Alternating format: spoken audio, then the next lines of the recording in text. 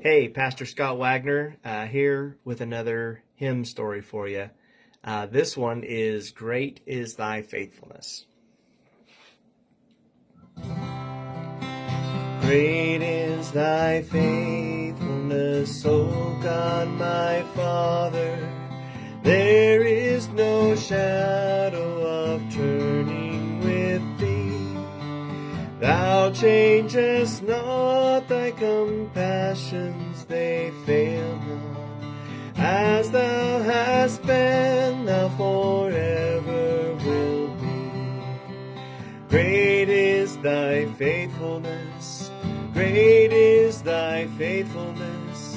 Morning by morning, new mercies I see. All I have needed, Thy hand hath provided. Great is Thy faithfulness, Lord, unto me. Pardon for sin and a peace that endureth. Thine own dear presence to cheer and to guide. Strength for today and bright hope for tomorrow. Blessings all mine with 10,000 beside.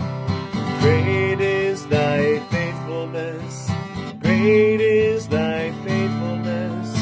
Morning by morning, new mercies I see. All I have needed, Thy hand hath provided. Great is Thy faithfulness, Lord, unto me. Amen. So that hymn, Great is Thy Faithfulness, was written by Thomas Obadiah Chisholm. That's a great name. The lyrics were written by him. The tune was written by William M. Runyon. Anyway, Thomas Obadiah Chisholm was born in a log cabin in Franklin, Kentucky in July of 1866.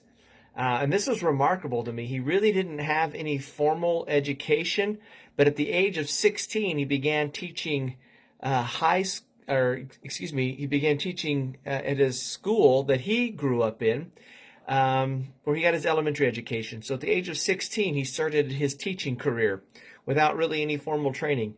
He later went on to be the associate editor of his hometown newspaper, the Franklin Favorite. How's that for a name of a newspaper? 6 years after that, so in his late 20s, he got saved, gave his life to Christ. He was at a revival that was being led by Dr. H.C. Morrison. He later went on to work for Dr. Morrison as his office editor and business manager of his publication called the Pentecostal Herald. Chisholm later went on to be ordained as a Methodist pastor, but had to resign his pastorship due to some health issues. He was a prolific writer and poet, writing more than 1,200 poems that were used in many Christian periodicals, Sunday school material. It showed up in newsletters, and a number of his poems shown up in hymns that we sing in our churches. Of course, this one being one of those poems. In 1923, Mr. Chisholm sent several of his poems to a gentleman by the name of the Reverend W.M. Runyon, who, if you remember, I mentioned was the writer of the tune. But he was a musician that was closely associated with the Moody Bible Institute and was an editor for Hope Publishing Company. And so Mr. Runyon took this poem and set it to music.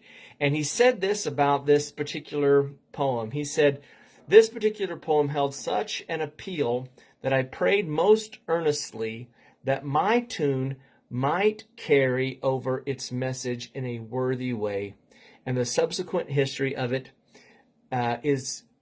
use indicates that God has answered my prayer." It was written in, get this, Baldwin, Kansas in 1923 and was first published in Mr. Runyon's private song pamphlet. It, of course, has been sung in churches all over the country, all over the world. Bev Shea, who is Billy Graham's song evangelist, says that it was first introduced to audiences in Great Britain in 1954. So it's enjoyed all over the world. It's a great hymn of the faith. I hope you've enjoyed today's installment of Hymn Stories.